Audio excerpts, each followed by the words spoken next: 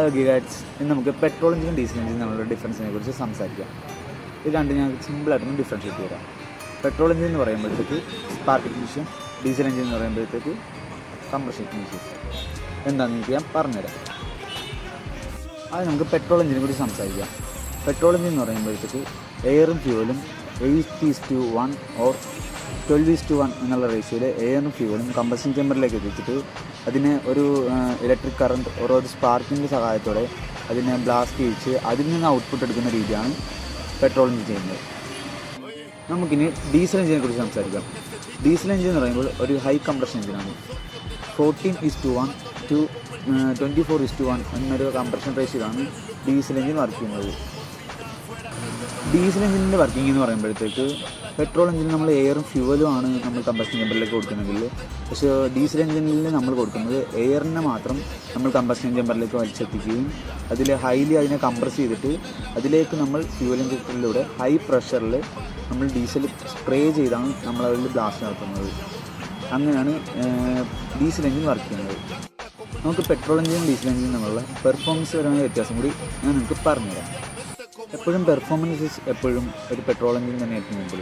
നമുക്ക് higher speed and light വെയിറ്റാണ് ഒരു petrol engine വരുന്നത്.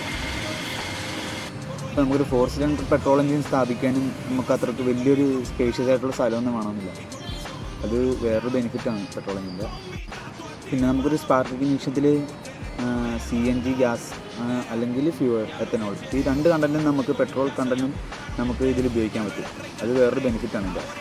ഡീസൽ എഞ്ചിനായിട്ട് കമ്പയർ ചെയ്യുമ്പോഴത്തേക്ക് ടിപ്പിക്കലി ലോവർ ദാനാണ് ഒരു പെട്രോൾ എഞ്ചിൻ്റെ കംപ്രഷൻ റേഷ്യോ. അതൊന്ന് ലോവർ ടോർക്കേ അതിന് നമുക്ക് ഔട്ട്പുട്ട് ലഭിക്കത്തുള്ളൂ.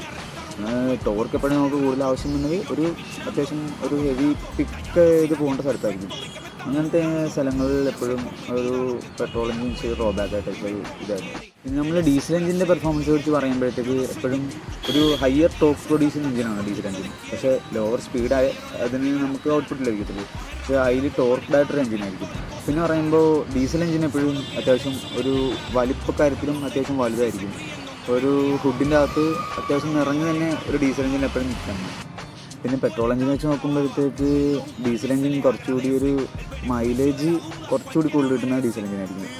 പിന്നെ ഡീസൽ എഞ്ചിൻ്റെ എല്ലാവരും പറയുന്ന ഒരു ഡ്രോബാക്ക് എന്നൊക്കെ പറയുമ്പോഴത്തേക്ക് ഹൈ എമിഷനാന്ന് പറയുന്നുണ്ട്. ശരിയാണ്. ഒരു കംപ്രഷൻ എമിഷൻ എന്നൊക്കെ പറയുമ്പോഴത്തേക്ക് അത്യാവശ്യം ഒരു എമിഷൻ നമ്മൾ എമിഷൻ നോംസ് അത്രത്തോളം നമുക്ക് ഇത് ചെയ്യാൻ പറ്റത്തില്ല. പക്ഷെ എന്നാലും ഇപ്പോൾ ഡീസൽ എഞ്ചിൻസിൽ ആഡ് ബ്ലൂ അങ്ങനത്തെ കാര്യങ്ങളൊക്കെ കൊണ്ടുവന്ന് കൂടുതൽ നോംസ് നമ്മൾ ക്ലിയർ ചെയ്തിട്ടുണ്ട്. പിന്നെ പെട്രോൾ എഞ്ചിൻ വെച്ച് നോക്കുമ്പോൾ ഡീസൽ എഞ്ചിൻ വർക്ക് ചെയ്യുമ്പോഴത്തേക്ക് ഹൈലി വൈബ്രേഷൻ ആയിരിക്കും. പക്ഷേ പെട്രോൾ എഞ്ചിൻ എന്ന് പറയുമ്പോഴത്തേക്ക് അത്രയ്ക്ക് സൗണ്ടും കാര്യങ്ങളൊന്നും ഉണ്ടാവില്ല. കാമൻ കോയത്തായിട്ട് ചെറിയ രീതിയിലൊക്കെ സൗണ്ടിലും കാര്യങ്ങളും പെട്രോൾ എഞ്ചിൻ വർക്ക് ചെയ്യും. പക്ഷേ ഡീസൽ എഞ്ചിൻ എന്ന് പറയുമ്പോഴത്തേക്ക് ഹൈ ജെർക്നെസ്സും ഹൈ സൗണ്ടും ആയിരിക്കും. പിന്നെ വണ്ടി ഫുള്ളായിട്ട് ചെറിയ വൈബ്രേഷൻ ഫീൽ ചെയ്യും. അത് ഇഷ്ടപ്പെട്ട് ഓടിക്കുന്നത് പലരും ഉണ്ട്. ഇതാണ് പെട്രോൾ എഞ്ചിനും ഡീസൽ എഞ്ചിനും തമ്മിലുള്ള ഡിഫറൻസ് വരുന്നത്. അപ്പോൾ ഞാൻ പറഞ്ഞ കാര്യങ്ങൾ നിങ്ങൾക്ക് മനസ്സിലാക്കാൻ വിചാരിക്കുന്നു. ബൈ.